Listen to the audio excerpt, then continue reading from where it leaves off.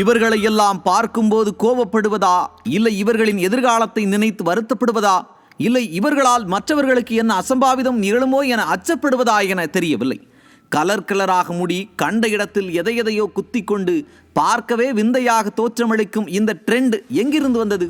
கையில் சிகரெட், மதுபாட்டில், பட்டாக்கத்தி என எதையெல்லாம் சிறுவர்கள் தொடக்கூடாதோ அதையெல்லாம் வைத்து கொண்டுதான் கெத்து என்ற எண்ணத்தில் யாருக்கும் எதற்கும் அச்சமின்றி ரீல்ஸ் பதிவு செய்து அதை சமூக வலைதளத்தில் பதிவேற்றுவது என்பது மிக பெரும் சமுதாய சீரழிவு அல்லவா?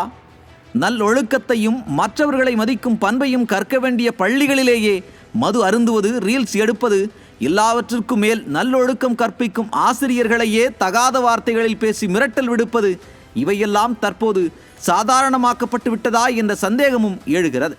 இந்த சீரழிவிற்கு என்ன காரணம் என்பதையும் நாம் பார்க்க வேண்டும்.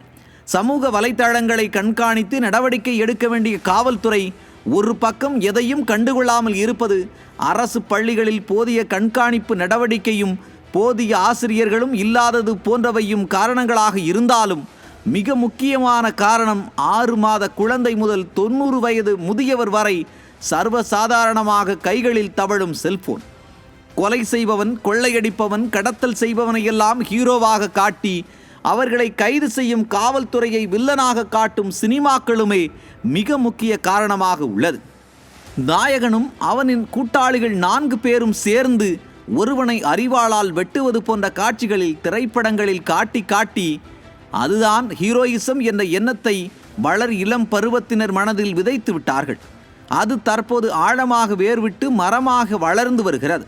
விதையுடன் சர்வசாதாரணமாக கிடைக்கும் போதைப் பொருட்களான கஞ்சா, மது உள்ளிட்டவை உரமாக சேர்ந்தால் சொல்லவா வேண்டும்?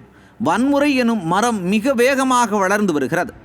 இந்த வளர்ச்சியை தடுக்காவிட்டால் அது சமூகத்திற்கு பேராபத்தாக முடியும். சீரழிந்து கொண்டிருக்கும் இன்றைய தலைமுறை திருத்தப்படாவிட்டால் நாம் நம் அடுத்த தலைமுறையையும் காவு கொடுக்க வேண்டிய நிலை ஏற்படும்.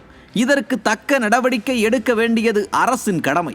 இது போன்ற ரீல்ஸ் பதிவிடும் சிறார்கள் மற்றும் இளைஞர்களுக்கு போதிய அறிவுரைகளையும் எச்சரிக்கையையும் வழங்க வேண்டும்.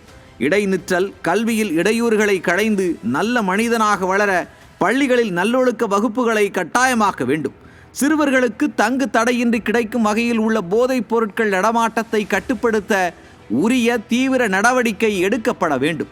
இவை அனைத்திற்கும் மேல் நம் குழந்தைகளை நல்ல மனிதனாக வளர்க்கும் பொறுப்பு ஒவ்வொரு பெற்றோருக்கும் உள்ளது.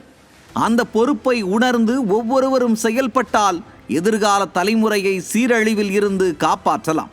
வன்முறையில்லா ஒரு சமுதாயம் உருவாகட்டும். நியூஸ் ஜே செய்திகளுக்காக ரேணுவாசன்.